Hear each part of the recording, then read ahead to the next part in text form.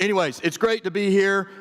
We're gonna get into some good stuff today, I think. Remember, anytime I preach, if you've not heard me preach or speak that often, I usually, because I don't preach every Sunday, I have the privilege and really the ability to really put a lot of thought into what I'm going to speak on, more than someone who would preach every Sunday. So, and I'm usually always going to speak out of a place of where I'm at, kind of what's affecting me and what's going on with me. So that may not jive with where you're at, but hopefully it will. It's just the best way I know how to do it, and then we just kind of join together on that. So anyways, how many people in here are fans of the Olympics? We have Olympic people? Yeah, me. I love the Olympics. Love the Olympics. I don't like the opening ceremony.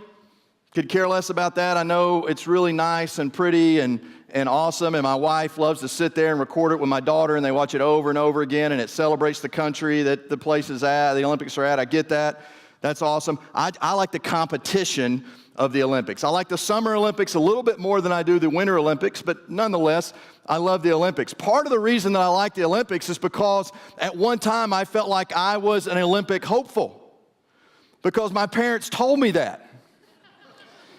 When I was 7 years old, 8 years old, my parents put me in a track club, and they told me if you work really hard, you could be in the Olympics.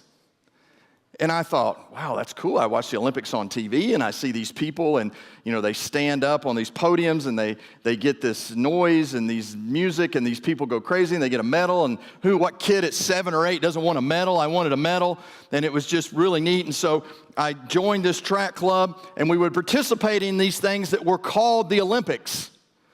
Like the Cobb County Olympics or the Fulton County Olympics or the Roswell Olympics. I grew up in Atlanta. And we would go around and be in these things. And I remember the very first meet I was at, and I was in a race, and I was in the mile. Okay, I had to run a mile. And as I began to run, it wasn't too far into that run that I started to realize my parents had lied to me. I had absolutely no ability to be in the Olympics compared to the people there was a kid that was 3 times my size that was lapping me in the mile. So I knew that I wasn't going to be in the Olympics, but I loved track. So as I got older and I got into high school, I did the high jump and the pole vault. All right, those are 2 things that I did. I was terrible at the pole vault because I was scared of heights. So I could put the pole in, but as I started to go up, I started to realize, I don't want to go this way. I'm just going to come back down. But unfortunately, many times I would come back down and lay flat on my back, and that's when my coach realized I could do the high jump, because I like to lay flat on my back, and that's what you do in the high jump. And so I did the high jump. I jumped 6'10", which was pretty good for me, right? For a guy that couldn't jump very high, and did that, and did 1 year of high jump in college, so that was fun. But I like the Olympics, and I like the whole mantra that goes with the Olympics. You hear this, reach for the goal. You heard that in the Olympics like that? Years ago, that was like they'd say these athletes are reaching for the goal. And we hear this word reach when it comes to things like that, like reach for the goal or reach for the stars. Or we hear it in terms of climb, getting somewhere faster, achieving something, being a part of something. And reach, if you think about the word reach is a little bit more than touch, but a little less than hug, right? It's a little bit more than touch, but a little less than embrace. Reach requires a little bit more effort. If you think about you're reaching for something, you're almost trying to get to it. It requires you to maybe move a little bit out of your comfort in order to reach. I don't know if you've ever had to, if you think about it, if you've ever had to reach across or reach here. At the dinner table, we could never reach. My dad was not a reacher, so if you reached, you got something thrown at your hand, or there was no reaching at the dinner table. But many times you reach for a roll, or it requires a little bit more effort from us. And the reality is, in life, we're all reaching for something. Every one of us are reaching for something. We're reaching for wholeness. We're reaching for answers. We're reaching for more money. We're reaching for more fame. We're reaching for healing. We're reaching for acceptance. We have our hands out looking reaching, going in the direction of something. That's what we do. And there's a great piece of scripture in the Bible that speaks to what I believe to be one of the greatest reaches ever. It's one of the greatest stories of someone who reached out.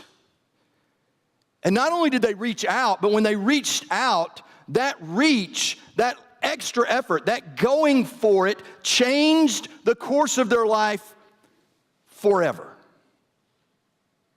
Now think about this. I don't know what you reach for, but there's not very many things on earth that will change. If we reach for it and we get it and we grab it and take hold of it, that it will change our life forever. And I talk about ever, I'm talking about eternity, I'm talking about forever. There's not many things that we reach for that will happen. But in this particular instance, in this particular historical part of the story of Jesus, this life was transformed forever. And it's found in Matthew 9, verse 20. That's where we're going to be. Matthew 9, verse 20.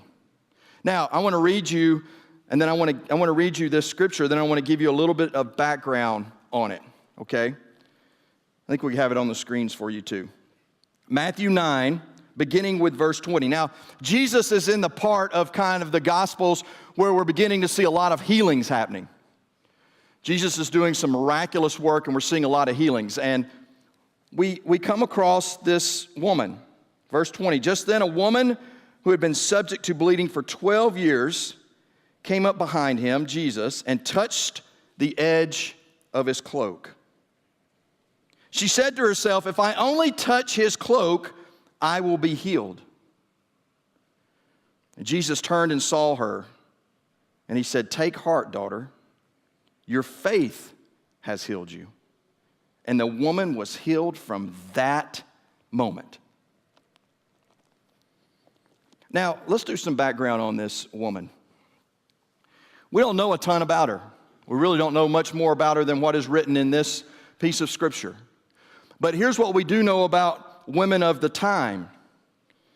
If she was bleeding and had been bleeding for 12 years, we know that 12 years of her life, she was considered unclean. And what unclean meant was that no one could get around her. In fact, she was ostracized in society. She was a loner. She couldn't be married or have children.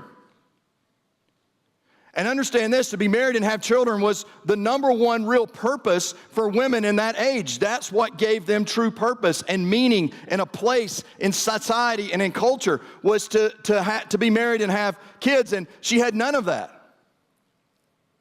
So we don't know where she slept. We don't know if she had a home. We don't know what her home life was be, but we can only assume, and we're just assuming here, that her parents had nothing to do with her either. That she was probably cast out of her home. She was forced to maybe live on the streets. We don't know what her lifestyle was. We don't know how she ate or really what she did to make a living or even survive. For 12 years, she was like this. And she happens to be in this place where she had heard that this man was coming who was doing some miraculous things, who had the claim to be the Messiah, and people were beginning to catch on to who this man was. We don't know how she got there, but she was there. And we know there was a crowd, and she was being shoved, and her true desire was to get to him. And maybe it was to get to him, to have a conversation with him, to ask him questions about why am I in this situation and why has this happened to me, and I feel like I've done everything I could. I didn't ask for this, but this is where I'm at, and I need answers, and maybe that's what she was searching for. But Jesus at this time in his ministry, he was swamped with people all around him, people just wanting to get to know him, to figure out, to ask many of the same questions that she wanted to ask. And I have this picture in my mind because this is what the Bible kind of gives us. It gives us pictures to help fill in some gaps that maybe aren't there and maybe don't completely describe the situation, but give us enough information that we can kind of piece it together, that she's in this crowd and maybe she's on her knees and she's just thinking in her mind, I'm so desperate. I'm so desperate that I just need to muster up enough courage to approach him. And her desperation led to this confidence in her that she reaches out. She just reaches out and hopes to just touch a part of who he is. Maybe to tag on him, maybe to pull him. That's the picture we get, right? That's the picture it says, is that she reached out to touch part of his cloak. But here's what the Greek tells us. The Greek tells us that it wasn't reach at all. She embraced him. She grabbed hold of him. Her desperation led to this point in her life where she reached out for him. Regardless of the consequences. She knew she could be beaten, arrested. That this unclean woman was now touching the purity of Jesus. And those around, especially the Pharisees who knew what was happening and knew how unclean she was and how unsure they were of him, they could have stepped in. And maybe they tried to, but she wouldn't let go. She wouldn't let go. She was on the backside of nowhere in her life. But Christ became bigger than the obstacle she faced. And that's us. That's us. We reach for something to mask the pain, to heal the wounds, to restore the joy of life. We reach for more fame or more money. We reach for a drink or a drug, or we reach for earthly pleasure. We reach for gathering more because we think that will solve the pain in our life. We reach for loneliness. We reach for isolation. We reach for removing ourselves from anybody that could be in our life that might help us along the way. We reach for these things to fill the emptiness. We allow the obstacles to become so big and Jesus to become so small that we refuse to reach for him. Think about Peter on the water when Jesus asked Peter to get out of the boat, and Peter gets out of the boat. We've heard this story a million times. If you're familiar with the Bible, you've heard this story teached, or you've learned this story where Peter gets out of the boat and he begins to walk, and Jesus calls to him, and then he realizes what? He's standing on the water, and he begins to sink. And think about that. He's standing in the presence of Christ, who's on the water, by the way. Calls him on the water. He gets on the water. He's standing on the water. He's not sinking at that moment. It isn't until he realizes that the obstacle in his eyes is bigger than the Savior in front of him. And so what does he do? He sinks. Many times our obstacles become bigger than Jesus, and to overcome those obstacles, we begin to reach for things that are not Christ.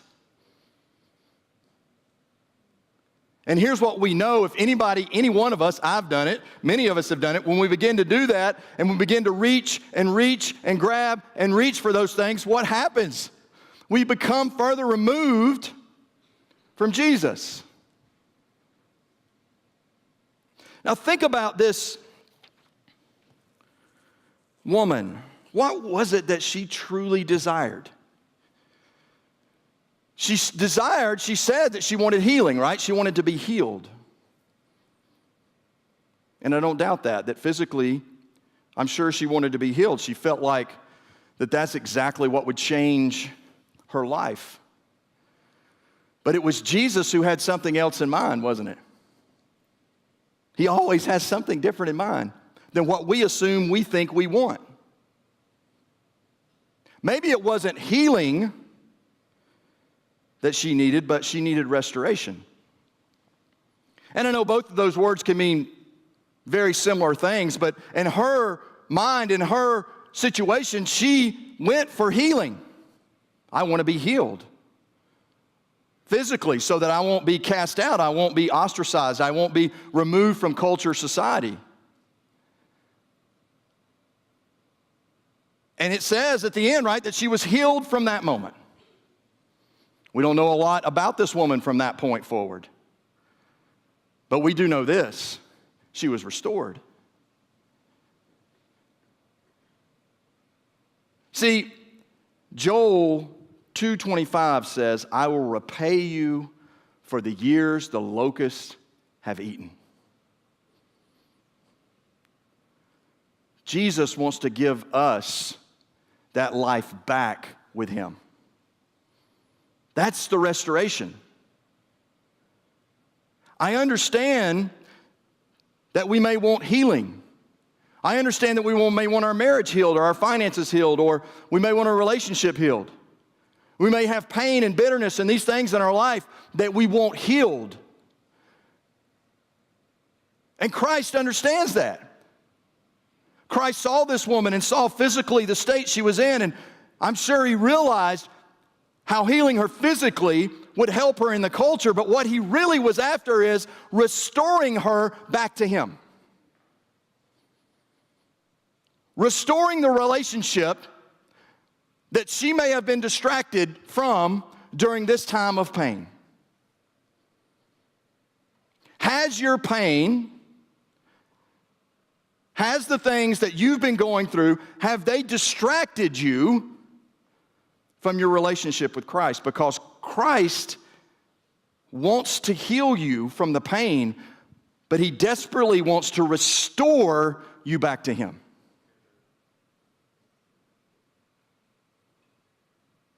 He wants to give you everything that you've lost. And let's not think in terms of earthly things. Let's think of terms of everything in the relationship with Christ that we've lost. The times and the opportunities where we had to have this deep faith, this one-on-one time with him. We lost that. This time where we became distracted by the things in our life and the things around us, that we lost that with him. He wants to restore that. And when it comes to true restoration, there's a few things that I think the Scripture tells us that looks like. The first is that we understand that we worship and glorify God. Now, what is that? You would, if you ever went to the back of your Bible, I don't know if you've done that, if you looked up a word. You know, you've had this word, and you look up in the back, and you find the word, and it gives you the verse. And there's a couple of words that are in there a lot. They're in the Bible a lot. God, obviously. God's in there a lot. Okay? That would make sense, right? The word glory, glorious, glorified is in there so many times. It's a word, though, that many times I think we gloss over what that is. I think many times in today's culture, we see the glory of God, or the expectation of the glory of God is that we visibly want to see something, right? We say this: we saw God glorified in this, which is great. We want to see God glorified, right? Glory means at a different level, that he sits at a higher seat, that we pay homage to him. But I actually think one of the best places of glory, and the definition of glory, is found in Exodus 3. Exodus 3. Moses' interaction with God. We know the story. God appears to Moses in the burning bush. Moses, thrown off a little bit by that, is trying to figure that out, and they begin to have this back and forth. And so God then tells Moses and gives Moses these marching orders of what he needs to go do. And Moses says to God, all right, you've asked me to do this, but suppose, have you ever done that with God? Have you ever put suppose at the front? God says, I want you to go do something. You say, yeah, but what? They might, I don't know how they would receive. That's going to make me look real spiritual. That might make some people uncomfortable. And you think about Moses sitting in the presence of God, and God says, I want you to go do this. We see this throughout the Bible, and everybody's first response usually is but or well or suppose. And he says, suppose I go to the Israelites and say to them, the God of your fathers has sent me to you. And then they ask me, what is his name? Which seems like a ridiculous. I'm not sure why they would ask what is his name, but there were a lot of gods, so they want to know which one maybe and what is his name. And he says, what should I tell them?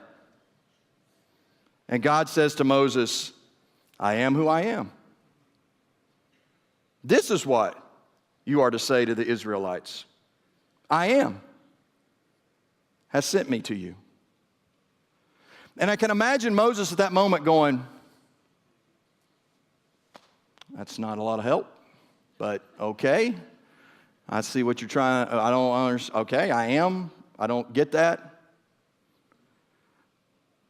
But we find God in that moment saying, I don't need to prove anything to anybody about who I am. I don't need to show anybody who I am. I don't need to come down off the mountain. I don't need to bring a thunderstorm at this moment. I don't need to do a whole lot outside of you to understand that I am, that I am, that I am. That's how you glorify me, that you understand that I am. That's glory. That's glory. We want God to show up and show out and touch and do and be a part of and deliver and take care of and give us. We want a lot of these things, and God says, why can't we just settle on the fact that I am God? I am that I am. From the beginning to now to tomorrow, that's who I am. And how you can glorify my name is just to understand that I am. They understand that it's not about you, and it's not about your answers, and it's not about how things affect you, and it's not about what you need. You understand that I am God. That's what's most important. So we glorify God. We find that a glorified God in the moment is a key to restoration, that we understand that God is the creator of all, that God knows all, that God spoke everything into existence. And when we begin to see our obstacles bigger than Him, we begin to belittle who God is. And then we attach names to God according to our circumstances. And I'm not saying these are wrong. I'm just saying this is what we do many times. We call Him the great healer, and yes, He is the great healer. We call Him the great provider, and yes, He is the great provider. But first and foremost, He is God, the creator of all, the one who knew us in our mother's womb, the one who brought that woman into your life. That man who has blessed your kids. That man who's created God, who has created the opportunities that we all have now.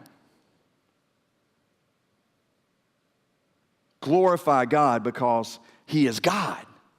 Not because of what He does, but because of who He is. The other thing that we see that leads to her restoration that I believe can help us is that she had access to the king. Now, think about this. I don't know if you've ever met a famous person. When you meet a famous person, you have access to that famous person. You do sometimes you have bizarre behavior. You ever met a famous person and you just kind of lost who you were in the moment? I met the President of the United States one time. That's a big deal. Not the current president, but I met Bill Clinton, President of the United States. I've told this story before. Many of you haven't heard it, though. I'll give you the abbreviated version. I'm waiting tables at a restaurant in Atlanta. Bill Clinton comes in to eat at the restaurant. Very cool. I get the opportunity to wait on Bill Clinton at the restaurant. Pretty cool. Well, at the end of the meal, the president wants to come and shake everybody's hand that helped. All the servers, all the cooks. It's a real great opportunity. I mean, regardless of how you felt about that man or whoever's in that position, to meet the President of the United States, arguably the most powerful man on the face of the earth, it's a pretty big deal. And it was a big deal for me. I was in my late 20s. I had nothing together. Nothing together. I was living in an apartment with like 7 people. You know, I was waiting tables. Nothing against waiting tables, but, you know, I'd already failed out of 6 universities by that point. I was lucky to still remain in the state of Georgia. So I had nothing going on. So this guy's going to meet the President of the United States. It's laughable to even think about. So he lines us all up, and I'm at the end, and he starts down there, and I'd never met a famous person ever. This is the most famous person I ever met in my entire life. And so he's down there, and he starts making his way, you know, and he's getting about halfway, and he asks a question. He goes, "Where's the young man that waited on me?" I thought, he's giving me a name, right? Not my name, but he's recognized me. And so the manager says, "That's Greg, he's at the end." And for whatever reason, just because you lose your ever-loving mind sometimes when you meet famous people, they pointed at me. I thought they were calling me to him, right? That I was going to get a special hug and embrace and maybe a check for $10,000 or something I could have used at that time. And I'm standing at the end of the line, and so this is what I decide to do. He's way down there, so I start doing this. And as I get closer, I decide I'm going to say something, because the moment couldn't be uncomfortable enough. I say, "Here I come." And as I'm walking, I can, in my head, saying, "Put your hand down, you idiot." And there's a picture, actually, I would not dare show it to anyone in public, but I have it in storage, of him doing this right here. As I have my hand out as I'm coming for him. We shook hands. He did not address me at all the rest of the evening, obviously, because I'm a crazy person. But many times when we meet famous people, we have access to someone of that stature, where sometimes we lose our minds. We don't think clearly. What I love about this woman is she couldn't have been any clearer of what was going to happen and what she needed in that moment. She needed access to the king. And regardless of anybody standing in her way or trying to stop her, she was going to gain that access, and all she wanted was just to touch him, just to reach him, just to place her hands on him. That's what she wanted.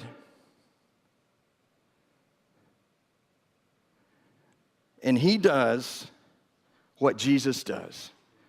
And if you miss this in the scripture, you have missed the point of this. He feels her on him, and he turns to her.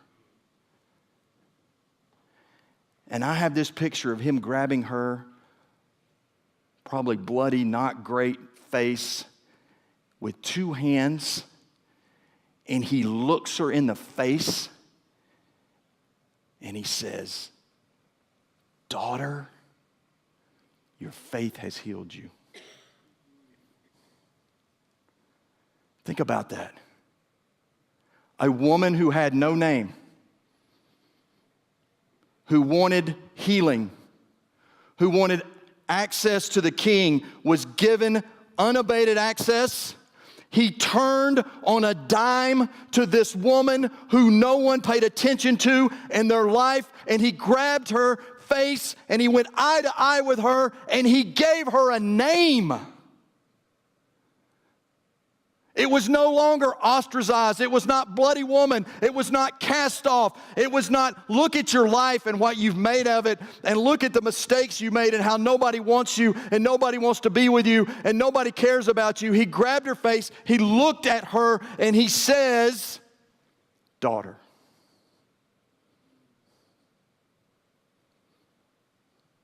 That is the Christ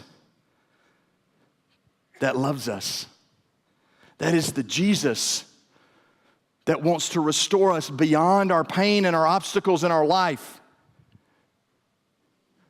I love it when I have my kids with me and something goes on in their life and I take them, and my son especially, he has such a tender heart. Something will happen, and usually it's something that doesn't happen to him, but happens to one of his friends, and he'll come home from school and he'll just be crying because somebody was mean to somebody else. And I just love getting down on one knee, and I just grab those little cheeks and that face, and I just look straight at him, and I say, Paxton, Daddy loves you so much, and I'm so proud of your heart, and I want you to understand that what's happened in the past doesn't have to happen tomorrow. That Jesus paid the ultimate price for you and for your friends to forgive anything that's happened. And there's nothing better, is there? Is there nothing better than taking a little kid's face and looking in that face, and as you talk to them, words of encouragement and love, to see their face light up and you begin to see restoration in their eyes? Healing from that moment in their eyes. You begin to see what? Change. The change doesn't happen when she touches the cloak. The change doesn't happen from the reach. The change happens when he turns on a dime and Jesus stares her in the face and grabs her and changes her name and life forever. Forever. Forever.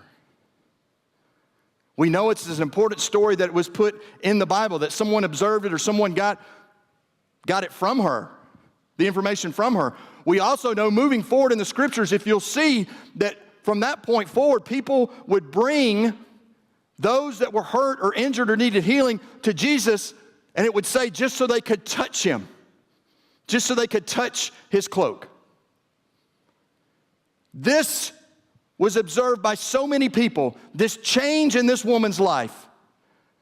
A new name, a new body, and restored, all because she had access to the King. Here's what I'm telling all of us today. Because of what happened on the cross, we all have access to the King.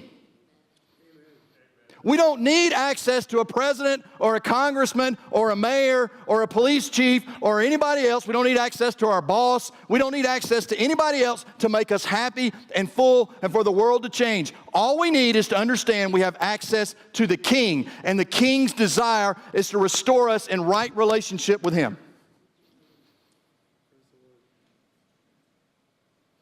We don't need another drink. We don't need another smoke. We don't need to watch something else on a computer that we don't need to be watching. We don't need to be in a relationship we don't need to be in because we think all that's going to bring us fullness and happiness and joy. What we need to understand is we have full, unabated access to the King who makes all things new. And that might be simple for you. And you might be saying, I don't know how that happens. I would say just reach out. Because he will fill you, he will turn on a dime, and he will say, you know what? By my wounds, you are healed. Think about Peter on the shore when Jesus is resurrected, and he comes to Peter on the shore. And what did Peter do? Peter had gone back fishing. Peter did not know what to do. Peter probably felt terrible about the past in his life. And maybe you're in a place right now where you're like, you don't understand, Greg. The past life, I have so much bitterness and hurt and fear and these things in my life that have just kind of destroyed me. These things in my life that I'm not sure I'll ever be able to get over. All of these things. And Peter's standing on the shore and he sees Jesus coming his way. And what is he thinking? He has to be thinking, he's about to lay it on me, man. He's about to tell me that I disappointed him. Then he's going to list all these things that I did when he was alive and all these things I've done since he's been dead, and I haven't talked to anybody about him, and I've run away scared, and I've hidden, and I've gone back to doing what I always have done. And Jesus comes up to Peter, and I have to believe grabs Peter's face, and he looks him in the face, and he says, Peter, do you love me? Peter says, well, yeah, I love you. And he says, Peter, do you love me? Peter says, yeah. Peter, do you love me? Well, of course I do. He doesn't call him Simon again. He doesn't talk about anything to do with his past life. He doesn't talk about one mistake. You know what he does in that moment? He grabs his face, he looks in the eyes, and he restores him in his relationship with Jesus. That is the Christ that we serve. He is bigger than our obstacles. And though we may not get the earthly answer we desire, we may not get physical healing on earth. We may not get another job. We may not get more money. We may not get the right relationship. Our marriage may not work out the way that we wanted it to work out. But this I will tell you, because of that cross, because he hung on that cross, because he rose again 3 days later, we are restored. And eternity is a heck of a lot more important than where we are now. And he looks every one of us in the face, and he grabs our cheeks, and he says, leave the bitterness behind. Leave the fear behind. Leave the greed behind. Leave the addiction behind. Leave the hatred behind. And he calls us by our name. He says, son, daughter, it is your faith that restores you.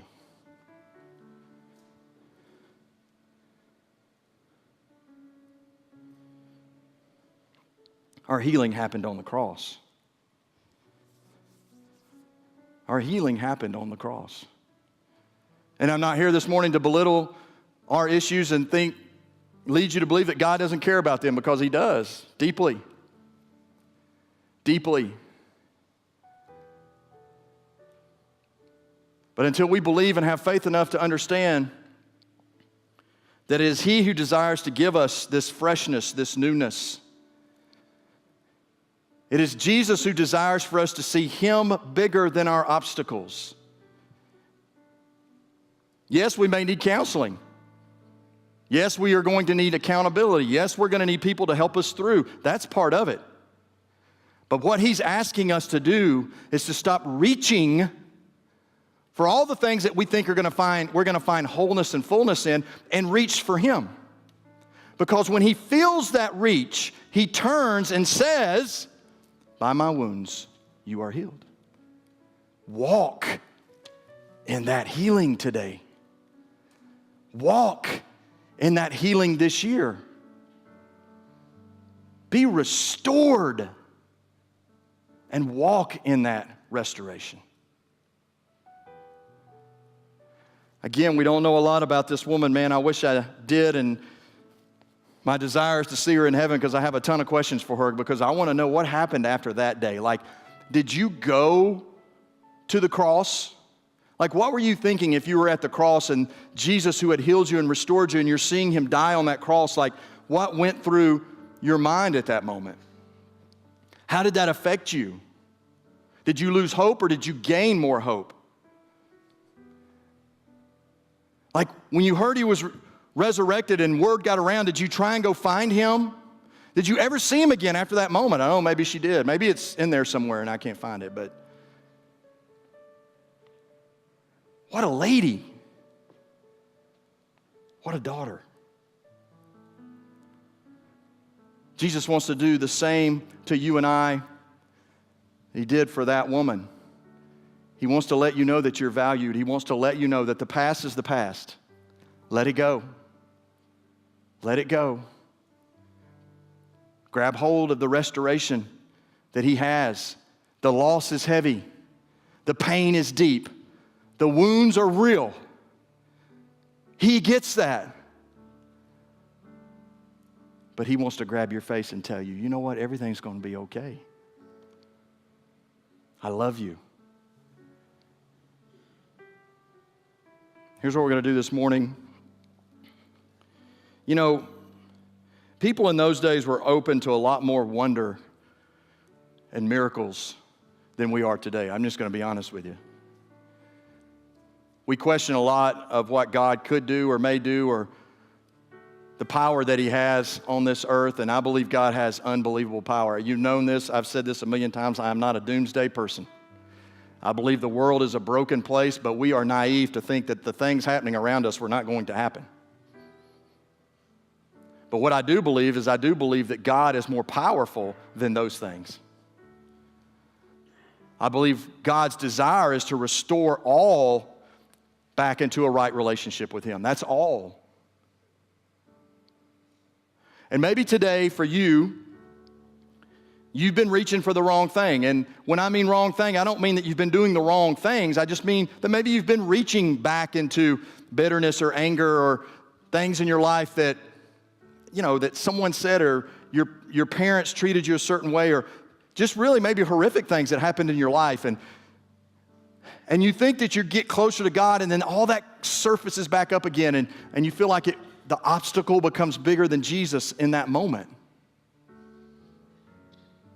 Or maybe you today have been reaching for things that will medicate or things that will mask the pain in your life, will fill that hole. And you've been reaching for those things.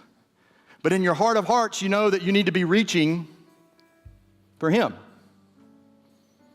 There needs to be a new reach in your life.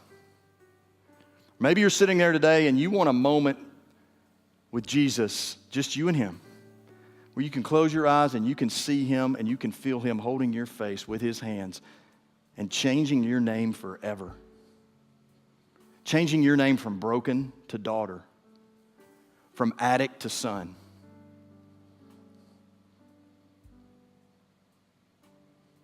Maybe that's what you need this morning. I want to give you the opportunity. I don't get to come up here a ton,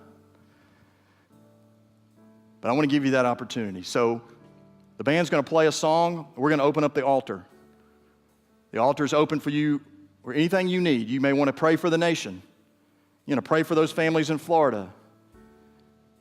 People in your life that need prayer. But maybe you're in one of those above categories or a different category that I didn't mention, and that's what you need. This is an opportunity for that to happen. Because the honest truth about it is, come Monday, it's going to be harder. We are afforded in this country, God bless America, that we get the opportunity to meet like this, all together, supporting one another, worshiping and glorifying God. Today may be the day that you get the opportunity. So the altar is going to be open during this song. You do whatever you're comfortable doing. Maybe you want to pray with the group around you. But my prayer is it is every Sunday. I'm driving up here, two-hour drive. I'm overwhelmed with the fact that I have the opportunity to do this. And I get it, man. I'm not everybody's cup of tea. I understand that. It doesn't really bother me. I don't care, but I understand that. But this is what I think about every time before I preach, is there's somebody, I know there's somebody, and there's somebody that's going to be there and hear, and something's going to be said by Christ through me, and their life will begin to change. That's all my hope is. That's all my desire is. That's why I'm in ministry. That's all I want. I want to see transformational change. That's it. I hope that exists today.